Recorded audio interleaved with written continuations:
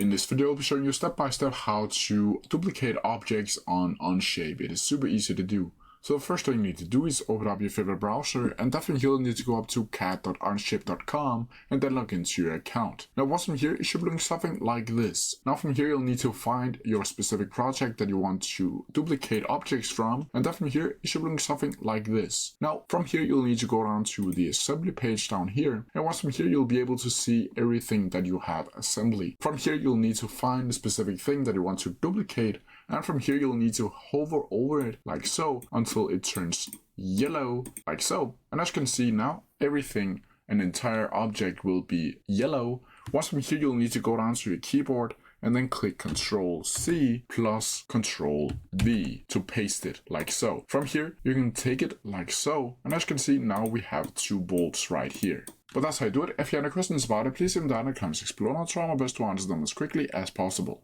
See ya!